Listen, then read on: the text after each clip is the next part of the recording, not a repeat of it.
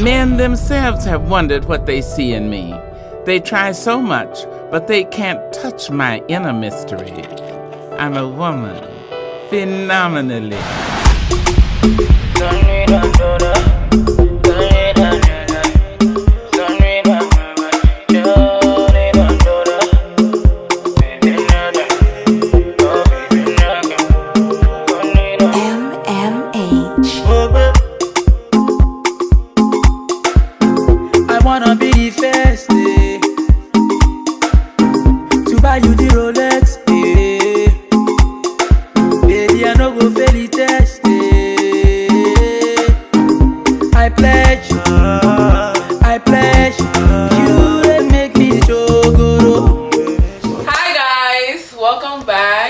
Tuning in. If you're watching from all platforms, thank you so much. Today I have with me two dope people, and I'm so happy to have them here together. I have Ilbert Sanchez, and I also have Kaysy Gotay. Okay, that's what I was gonna say. And today we're gonna be having a discussion about life, self-love. We're gonna focus on self-love, and we're gonna talk about, you're just gonna get to know each other, you know what I mean? So Ilbert, yes. I've been following you on social media for about, I'm gonna say 2 years maybe, I'm not really sure, but what caught my attention, it was how you dress, you know, your fashion, the way you dress. And for you, Kaysy, I've been following you too. Actually, somebody put me on you. Oh, sweet. And I was like, she's dope, and you were, you know, DJing and everything like that. So I went on SoundCloud, and that's how I got to kind of get your vibe, and I loved it. Then I follow you on Instagram, and I love your confidence. I love how raw you are, you know what I mean? And I just love this. So today, I have you guys here, and I just want to get to know you guys a little bit. So let's do it. Yeah, like, excited. Jay, what do you do, man? Tell us what you do, you know? Thanks for having me. No problem. It's a pleasure to be sitting here in front of two queens, two Garifuna queens, right? Thank you. Appreciate that. So I'm a designer, I'm a world traveler.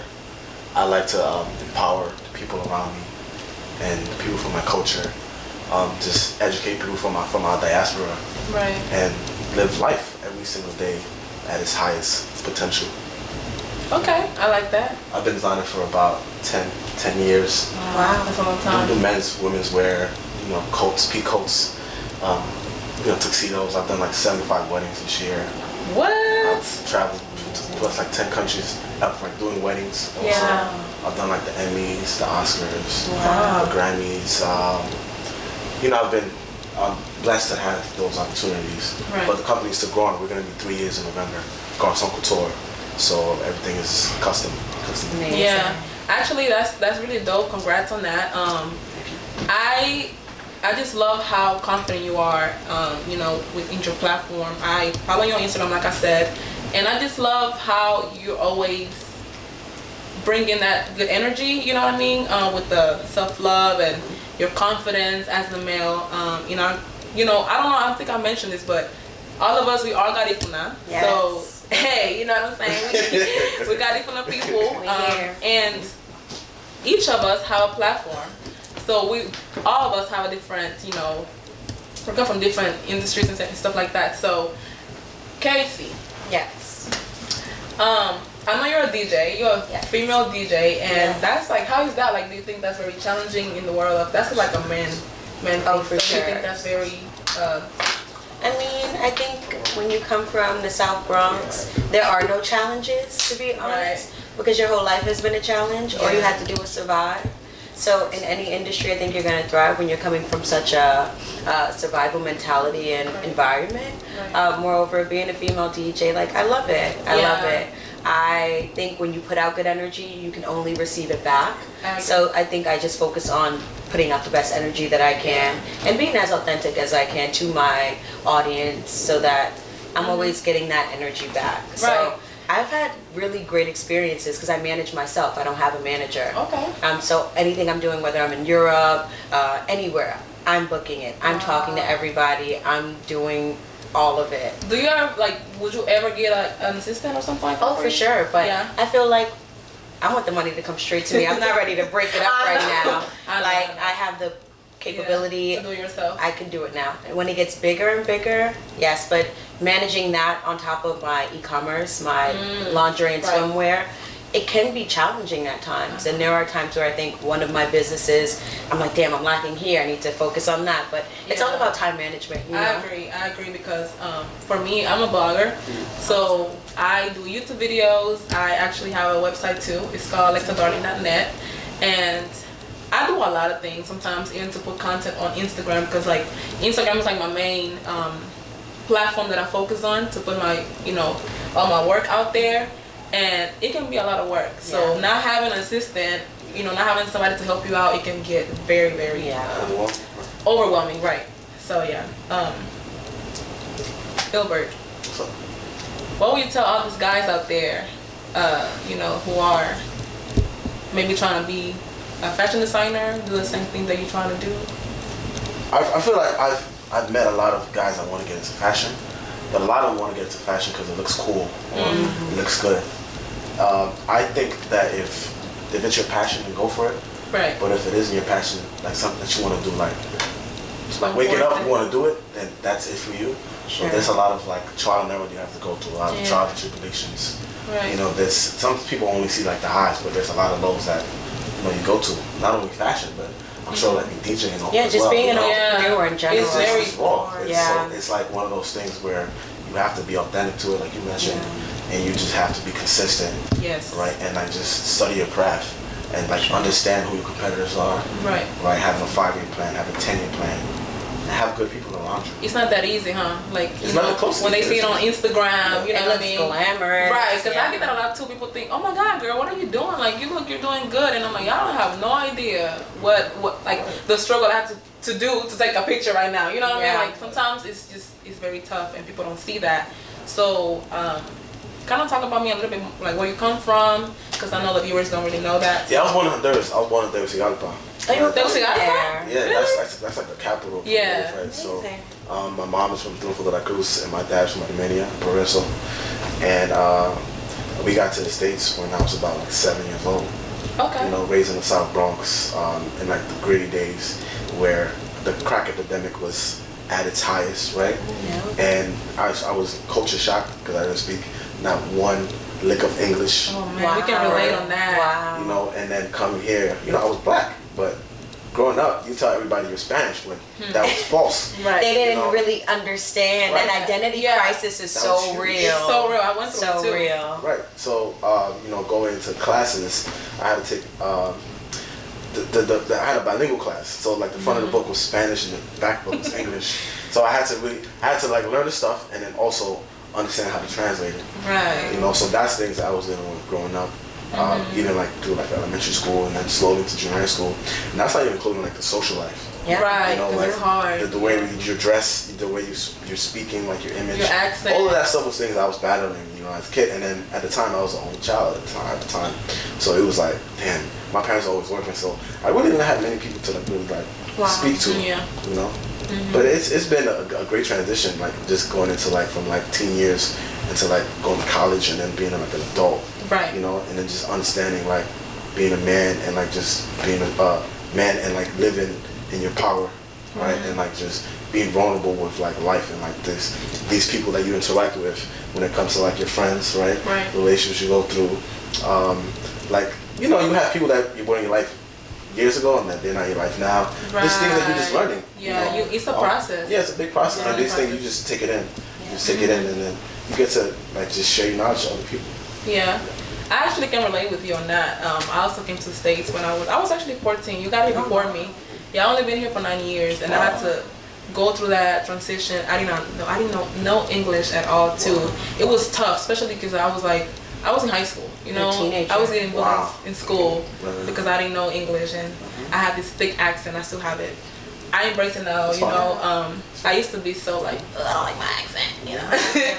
Well, now it's just like it's a part of me that I'm happy to have it. So you Kaysy, tell me about your my your Garifuna experience, so to speak, in America. I was born here. Okay. I was born here. I was born in Manhattan, raised in like Harlem, Bronx, South Bronx, and like he said, it was very gritty. My whole life, like as dolled up as I am now, my whole life I had to fight.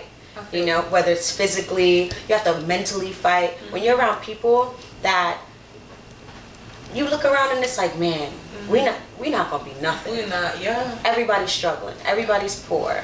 But I was grateful enough that the South Bronx area that I lived in, we had so many Garifuna people there. So even I was a black Spanish girl, it's like, oh, but my tia's right there. My tío lived there. My grandma lived there. I had a sense of community. Yeah. So, you know, being around the other African Americans who probably didn't understand that you could be black and also be Hispanic, it wasn't that hard because I had they knew at least 12 other people just like me. So it was better for me in regards to like trying to fit in and things of that nature. But my parents kept me very guarded. I never went outside. But again, it doesn't matter. When you're from the hood, people gonna try you. Right. So it was a very challenging, very traumatic upbringing. So on my Instagram, I post a lot of like glamorous stuff. Yeah. But I also, you know, the captions, I post about my trauma. Yeah. I post about that I'm in therapy now. I post about how hard it is. You're very you know, being a black woman in America. I can only imagine what it's like being a black man. I pray for my brothers so much because I know that experience might be harder than it is for me. Yeah. You know, moreover, I'm so grateful for how hard my upbringing was because I could go to any country, any board meeting, I could be around anybody, and I'm so good in who I am because I know where I came from. You know, if you could survive that, you could survive anything. Yeah, the Bronx was not a joke. It's not so bro, that gentrified shit that we have now. It was very real. I have friends that are not here today. You know what I'm saying? So that's why I think even we grind hard. You know, we hustle. We in New York. You gotta have like 8 different hustles to be okay. To be okay, right. So it's like where we come from and our parents, they instill in us, don't be like these other people. You are Garifuna. My mother never let me forget. You know? Never. I never forgot that I'm a Garifuna woman. Right. Every day she reminded me. Because she knows the influence in the streets, you know? It's stuff out there. I feel like, you know, we all go through our own, you know, issues in society. For sure. I don't know. I don't think I ever because I grew up in Honduras. You know, like I actually grew up there. I went to school out there. I moved here when I was already in high school. So my childhood was very how do I say this? I guess I'm not gonna say we were poor. I mean, of course we were poor, but like my parents and my family, we always found a way. You know what I mean? Like we found a way to eat. We found a way to get to school. If we didn't have money to pay something, my family, they always found a way. I don't know how, but I guess that's what I get. You know what I mean? Like that's how, I guess that's probably why I'm still such a hustler too. Like I get that from them. But I don't think it was violent out there. I don't remember being like that. Be peaceful. It been so, like I had the best childhood, y'all. Like I don't, beautiful. I had a really amazing childhood. So I want to sing for my future kids and stuff, you know. Yeah. That's good. So what inspired you with your you know, with your fashion and your like store? What made you even like try to become a DJ? You know, like how was that for you? I actually started out in fashion. So like my whole background is in fashion. I started off in college interning for all the huge fashion brands. Okay. Hermes, Louis Vuitton, Jimmy Choo, Harper's Bazaar. Okay. I've done it all. Seriously, at a very young age, I started managing stores in New York. So I would like manage like sections at Bergdorf Goodman. I'll be a manager at different like high-end stores. But then I realized, it's kind of draining me. So then I started writing for a magazine, and I would travel to London, Milan, Paris, writing for all the fashion shows. Wow. This is back in 2012, 2013, and this was not the time where this was popular to do. This is like, it's like me and maybe 3 other black women that I'm seeing. London, Milan, Paris. Now everybody's going to fashion week. It's great. Back then, it wasn't a lot of us brown girls there. And I used to look up to these girls in the industry, these older black women. And I'm like, when I get there, they're going to be like, I'm going to be blue sis. And it was the total opposite. It was that real crabs in a barrel bucket mentality, you know what I mean? Like, you the new black girl? We're not talking to you. And it crushed my heart. Like, man, when I see girls like me, I embrace them. I want to like click up. Right. Like, Let's link. Sis. All these white people here, we the only ones here. Why are we not speaking? Clearly, if I'm in the same room as you, we doing something right. Exactly. But it wasn't that energy. And just overall with the fashion industry, I feel like I couldn't identify with something that changed every 6 months. I'm buying the $2,000 bag, not paying my rent. I'm trying to fit into this white world that wasn't at that time for me. Now there's more, it's more inclusive, where you see the black girls with the natural, beautiful hair. You see more of us. But back then, it was a white world, girl. It was a white world, man. Like, I can imagine. And I wasn't upset about that because I went to a really good school. In high school, I went to an all-girls school downtown, which, you know, when you're from the Bronx, to see something different, I'm a whole different person because of that experience, and I'm grateful. Moreover, I was just like, I don't want to try to fit into something. I want to be me. I want to stand in my truth. This is not a place that I feel like I could be myself. People only like me because they see I have these material things, and I'm more than that. Right. You know, and I had to get out of that space so I could really discover who I am. Right. So I kind of transitioned. My best friend ended up getting shot in the head and dying. I was about 20 years old. So it was just like a lot of like transitions going on at one time. I was in an abusive relationship. It was just like so much for me to like process. I just knew I needed time to step away from the fashion, because it could be real fake sometimes, that world, and get in tune with who Kaysy Gotay is. Because I was lost, girl. I was lost. So that's when I started. I always loved music. And you know, when you Garifuna, we didn't grow up listening to jazz. We grew up listening to Marc Antonio Solís. We grew up listening to, so my music taste was like very eclectic, because I listened to every genre. My mom was playing one thing when I'm wiping down the plastic on the couch, but then I'm going out in the streets, I'm listening to hip hop. My older brother's listening to Biggie, Nas. So I just had a little bit of everything, and I was like, started playing around with music. One of my best friends at the time was taking classes. I'm like, I'm broke. I'm gonna learn from you when you get home. So she'll come home and then she'll teach me what she learned in the class. So I bought my own system and I self-taught myself how to DJ. That's dope. And 4 years later, I've been able to travel, do tours. I'm always booked in New York. That's awesome. And that kind of veers into the clothing line. I started taking really like sexy pictures on Instagram. I'm like, girl, honey, let me tell you. Let me tell you. Yeah, exactly. I've been trying to text like you, but I can't do that. It's not for everybody, you know. I mean, I want to. Yeah, but you gotta be true to you. I just don't feel like I have a body for it. You, girl, we got a body for anything. We got a body for anything. But you know, and I was like, okay, these pictures are very sexy and they get a lot of attention. How can you make money from this? You're not gonna be the sexy girl for free on the internet. I don't want to be one of those girls. I wanted to really attach myself to a brand that is encouraging women, that is about self-love. And right now, I'm actually going to my new collection, and we have plus size coming. So that's gonna be really big. It's been about 3 years as well that I've had my line, and Youngwavyfox NYC is like, I post and girls are buying. Like, to have that power. That's amazing. That's amazing, because it's not everybody. Let me tell you, not everybody can do that. You know. That's good. I tried to sew clothes. I had an online boutique. I did see that. Girl, it was okay. It was okay. Awesome. But it was not that easy. So that's why I feel like it's not for everybody. I realize it's not for me. Maybe that's not where I'm supposed to be. I think this is what you're supposed to be doing. You're great. You know what I'm saying? Yes. So that's why I'm here. You know. So talking about, I know you mentioned that you were saying you were in an abusive relationship. Do you think that you were actually in love with yourself when that happened? Like, did you? Well, you mentioned you were not really not in a good place. In a good place. Yeah. Do you think all of that had to be part of that for you to be in an abusive relationship? Is that why you kind of got into that? Oh yeah, I think in order to find yourself, you have to lose yourself, right? I agree. In order to experience what you want, you have to experience contrast. Contrast is so important. Everybody wants to win, but you got to experience those losses before you get that win. That's just natural law. Like, what goes up comes down.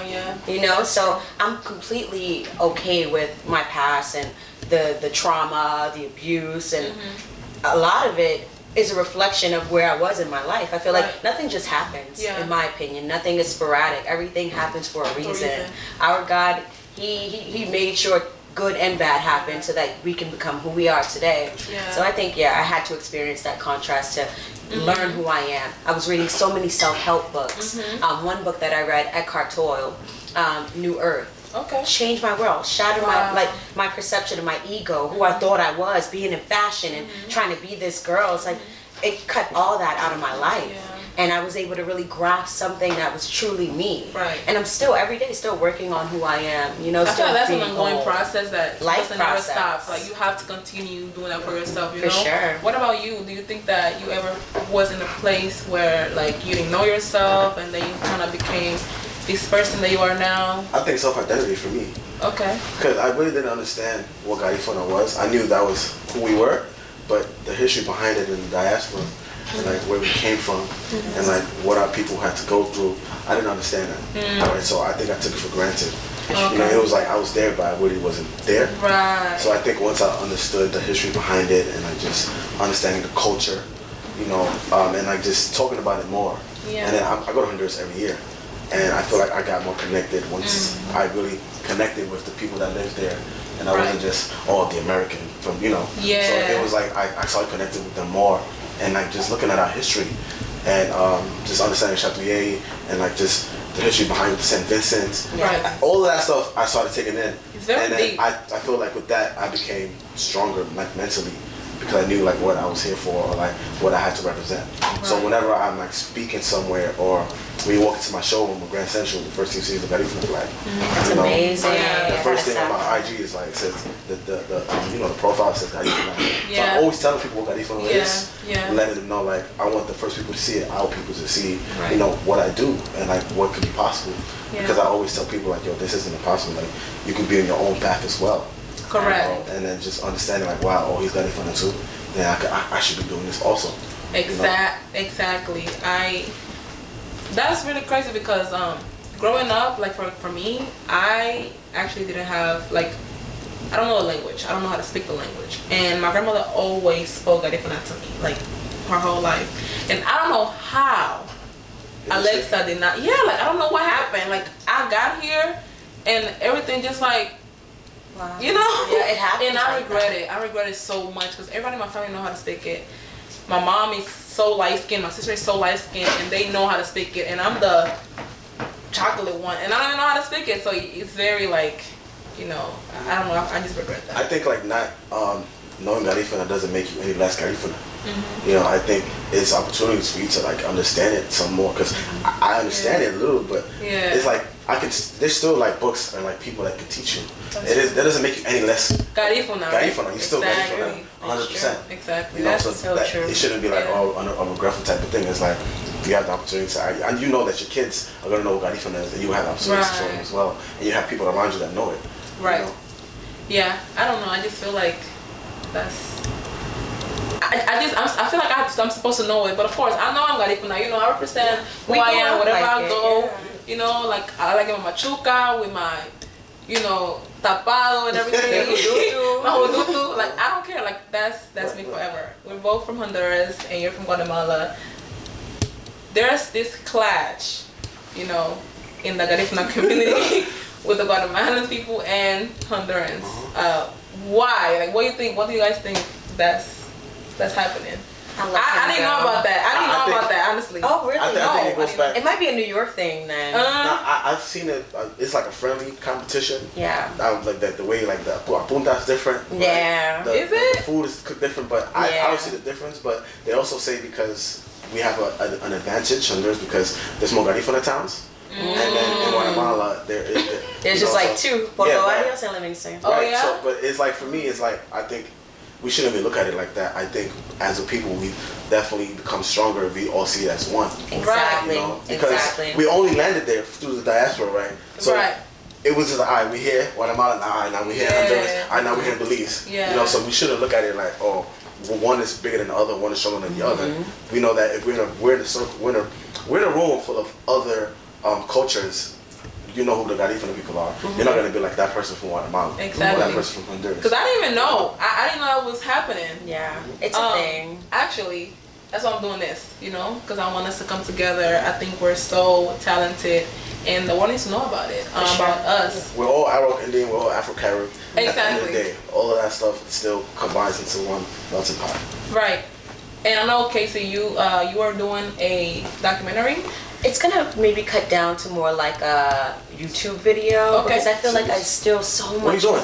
More. What's happening? So basically, what I did, I was in Guatemala November of last year, and I filmed my family, my friends, and I asked them some questions. I see that. I did see that. I went in, like, I asked the kids about the school systems. What are Garifuna kids learning in school? And they told me they're learning about Christopher Columbus. No way. God dang! Yeah, it was mind-blowing, the information that I got. And I feel like here in America, we have to take advantage of the information that we know. Like, we can only stand proud if we know who we are. Exactly. Like, I've done a lot of Black history.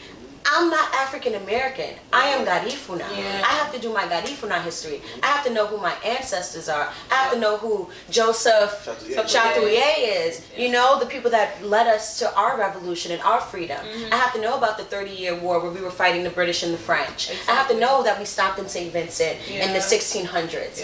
You know, these are things that empower you. And if you don't know these things, you think you're just another Negro in the street, and you're not. Exactly. So when I found out that the kids were learning about that in school, and then I found out that there, as much as we don't like to think that there's racism in other places as crucial as it is in America, there is. The darker Garifuna people suffer. In Guatemala, in La Buga, in Puerto Barrios. The opportunities are not there. So colorism exists even in our culture. You know, even with the Honduras, Guatemala thing, it's like, why do we feel even kind of segregated when we're supposed to be in this together? We are the same culture. We are one culture from different countries. We are the same people. And growing up, I would always see that and be like, y'all are weird. Like, y'all are the same. I think my question is, are there any Garifuna teachers? Like, Teachers? Who's teaching the This students? stuff, Are they Garifuna? To be honest, some of them are, but I do think they have outside people that come from the cities that come and teach the kids as well. So it's just like, if these kids, I'll ask them, how did you get here? They don't know how they got to La Buga. So they're not, nobody's teaching. They don't know. The parents don't know. This is crazy. And this is like the whole documentary, like, you're here, you don't understand why you're here, and you're just living. And it's like, not to bash my people at all, but we need to educate each other. Even if these you're... things that need to be heard, like these things that need to actually be spoken about on Facebook posts. Instead of posting all types of videos. All those messy stuff. Right, this is videos are fun, but we need the education too. This is like the realness of it. And then I think at a whole, like even in America, we'll know more, because a lot of us here in America don't know. And then back home, they should definitely know off the rip, because this, like Honduras is going through a lot of, the president is a corrupt president right now, the government is crazy right now. There's like things that we should definitely be knowing to protect ourselves as well. We have to. You know, there's this movie called Garifunas en Peril. It's on YouTube. It's so good. It's so good, It talks about the culture. Yes, I'll send it to you. It's so good. They are speaking Garifuna. They're speaking Spanish. They talk about Joseph. They talk about the war. It's really educational. For me, I was like, wow. And there's also this guy that I've been doing a lot of research with his speeches. What's his name? It's going to come to me more, but he's from Belize. And he has just this wealth of information. And his argument, which is why I'm so conflicted sometimes, is that we're not Arawaks. We come straight from Africa. That Garifuna means to trade in gold. And that from the beginning of time, we were coming from West Africa into the Americas trading in gold. And we stopped in St. Vincent, and you know, you could stop somewhere, and there were like the Arawaks, there were the other like Indians there, and you know, some of the British and the Europeans there, but nobody was really mixing. Everybody stood with their people, but we were in the same place. So he states that there's a confusion where people say, yeah, we mix with Arawak, we're mixed with this. When you look at them, we don't look like them. We look like Africans. So that argument is so strong, and just he breaks down the knowledge. And I've been taking notes. Where is this on YouTube? It's on YouTube. He has like 16 speeches. I want to see Yeah. Very interesting. On the absolutely. And I feel bad that I'm forgetting his name. It's always like, and I did a mix actually on my SoundCloud called "Growing Up Garifuna." And you heard it in the beginning of the mix. He talks about how Garifunas need to start their own museums, and we need to tell people our history, because when you go on Google, that anybody could write that. A little white man from Arkansas could be writing about it. We need to do our own due diligence to our people and to the youth. My mother never told me about how Garifuna people got to Central America. I had to do my own research. We need to be informing each other because this is important to our identity, to who we are. And I also feel like we need to come together. I feel like our culture is so, like, we're always trying to compete with each other. You know, like, people are so focused on the wrong things. For sure. And it frustrates me because it's like, you know, we have a lot of talent. We have a lot of, like, our culture is very rich. And we're always out here, like, you know, I'm talking about bad about you, I'm talking bad about you. If you're coming with a store or a business, you know, I'm bashing your business instead of, like, you know, talking about it more in a good way. So I feel like we all need to come together and just unite, you know, be more united. For sure. Yeah, I'm working on a project actually, and I'm working on EP. So I'm venturing into like music. It's very eclectic. And the first song is actually called Africana y Latina, and I have Little June on the remix. What? Yeah, so that's about to be crazy. So So shout out to Little June. I'm just definitely excited about where that's gonna go and really bringing more attention to our culture. Yes, love it. Yeah. What about you? Be sure to follow me at Sanchez on Instagram and Twitter, and also my company Garcon Couture, GARCON Couture. We're gonna actually be 3 years this Black Friday, so we'll be celebrating a 3-year anniversary at a big venue, beautiful venue. We got our sponsors. A bunch of people gonna be there. Who's who? I may invite a few of my big clients, but thank you for having. This was amazing. Great, thank you. Keep on going. Consistency is key. Yes. And watch the energy that you have around you. Like, just have positive vibes around you. Yeah. You know, that's very important. and then just continue to be transparent and vulnerable because people love authenticity. Yes. You know, Yeah, I'm ready to cry. You want to tell them where to follow you? Sure. Instagram, Youngwavyfox, spelled normal. What else? My website, wavyfoxnyc.com, where you can get all Wavy Fox lingerie, swimwear, healing crystals, because you know I'm a weirdo. That's like, you know, that's why I say social media is so powerful. And I feel like it all depends on how you use it. So I met you guys on there now. We friends, right? Yes, we're friends. We're family. We're family. It's very good. Thank you so much for coming. I think I admire you guys so much. Keep doing what you're doing. Likewise. Thank you to the team behind the scenes. You know, you guys are great. I want to thank the executive producer, George Bodden, for putting this together. Alright, thank you guys so much for watching, and make sure you stay tuned for more videos. And that's it. Thank you.